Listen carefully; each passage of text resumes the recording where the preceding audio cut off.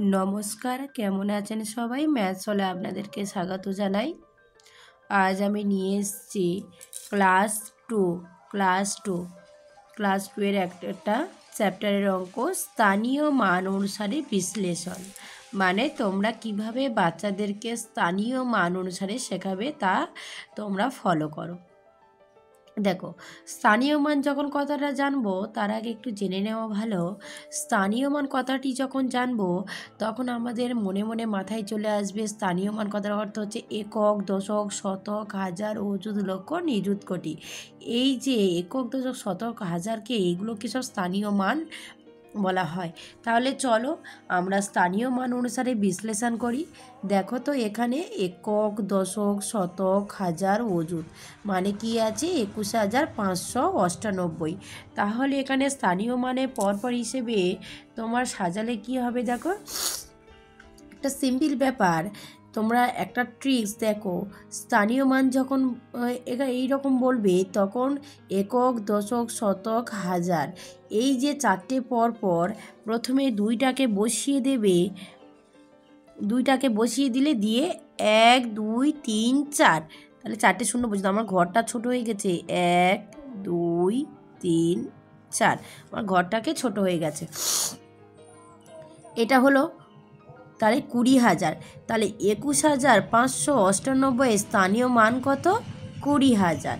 এবার দেখো একক, দশক, শতক, হাজার এইটা একটাকে বসিয়ে দাও, একটাকে বসিয়ে দিলে তারপরে কটা শূন্য পরপর দেখো 1 2 3, মানে 1 2 3 হলো। তাহলে এই একক, দশক, শতক, হাজার 1,598 স্থানীয় মান কত হলো? 1,000। এবার আসবো 598 স্থানীয় মান কত? তাহলে 598 স্থানীয় মান হচ্ছে 500। এবার আসবো 89 স্থানীয় মান কত? 89 স্থানীয় মান হচ্ছে 80, আর 9 স্থানীয় মান হচ্ছে শুধু 9। তাহলে এই কটাকে যোগ করলে তোমরা ভালো করে লক্ষ্য করবে এটা কিন্তু চলে আসবে। একে বলে স্থানীয় মান অনুসারে বিশ্লেষণ করো।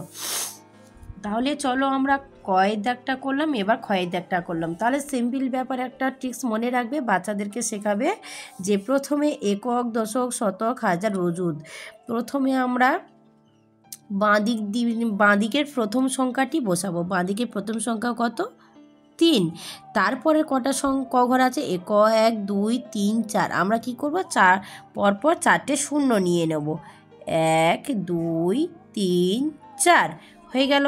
এবার আসবে 5 সংখ্যাটি আসছে। 5-এর পর কটা শূন্য আছে দেখো?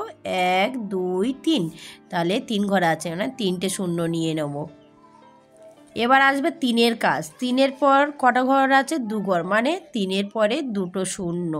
এবার আছে কত? 7-এর কাজ। 7-এর পরে ক ঘর আছে? 1 ঘর, মানে একটা শূন্য। 8-এর মানে কেউ নি, মানে শুধু এককের ঘরে 8টা বসে যাবে। এই হলো। এবারে চলো যাই গয়ের দাগটা সেমভাবে আমরা করি। তাহলে প্রথমে কে আছে? 6 আছে। 6-এর পর কটা ঘর আছে? 6-এর পর দেখো 1 2 3 4, 4টে ঘর আছে। আমরা 4টে ঘর পরপর বসিয়ে দিলাম। 2 3 4, 4 ঘর পরপর বসিয়ে দিলাম। এবার 2 দেখো, 2টাকে দেবো। এবার 2-এর পর ক ঘর আছে? 1 2 3, 3 ঘর, 3টে শূন্য বসিয়ে দিলাম। হলো। এবার দেখো 5 আছে। 5 মানে কত? 5 আছে মানে 500। এবার দেখো 0 আছে। 0 আছে মানে কিছু নেই, মানে সেটাকে 2টো শূন্য বসে যাবে। এবারে দেখো মানে 2টো শূন্য কেন বসলো? ওরা শূন্যটা কার ঘরে? একক, দশক। দশক মানে 2টো শূন্য, তাহলে একক মানে একটা, মানে শুধু 3টা বসে গেল। এবারে চলো গয়ের দাগটা করি। গয়ের দাগটা করলে 8টা থাকবে। 8-এর পর কটা শূন্য? 1 2 3 4, তাহলে 4টে শূন্য দিই দেখো। 1 2 3 4, 4টে শূন্য দিলাম। এবার দেখো 3টা আসছে। 3-এর পর কটা ঘর আছে? 1 2 3 ঘর আছে, মানে 3টে শূন্য। দেখো তারপর 1 আছে। 1-এর পর কটা ঘর আছে? 1-এর পর 2টো ঘর আছে। এবার দেখো ৭৭ আছে, ৭৭ মানে ৭, একটা ৭-এর পর ক ঘর আছে? ১ ঘর, আর একটা ৭ বসে গেল। একে কি বলে? স্থানীয় মান অনুসারে বিশ্লেষণ করি। এবার আছে এই ঘরটা আছে, দেখো একক, দশক, শতক, হাজার, অযুত। সেমভাবে ওই একই পদ্ধতিতে আমরা করব। ক ঘর আছে? ৪ ঘর, ৪-এর পর ৪ ঘর মানে ৪টে শূন্য। এইভাবে বাচ্চাদেরকে বোঝালে বাচ্চারা পরপর তাড়াতাড়ি বুঝে যাবে, শিখে নেবে তাড়াতাড়ি অঙ্কটাকে। এবার আছে দেখো ৫, দেখো বাচ্চাটাকে ৫ বসাতে বলবো, বলে তার পরের ঘর তাদের গুনতে বলবো। ১ ২ ৩, ৩ ঘর আছে, ৩টে শূন্য বসিয়ে দেবো। ৩ ঘর মানে ৩টে শূন্য। ৫-এর কাজ হয়ে গেল। এরপরে আসবে ৮-এর কাজ। ৮-এর পরে ক ঘর? ৮-এর পর ২ ঘর মানে ২টো শূন্য। তারপর দেখো ১-এর কাজ। ১-এর পরে কটা শূন্য? ক ঘর? ১ ঘর মানে একটা শূন্য। এবার শুধু ৬টা বসাবে। ৬টা একক মানে একা, কেউ নেই। তাহলে একে কি বলে? এই পদ্ধতিকে বলে স্থানীয় মান অনুসারে বিশ্লেষণ করো।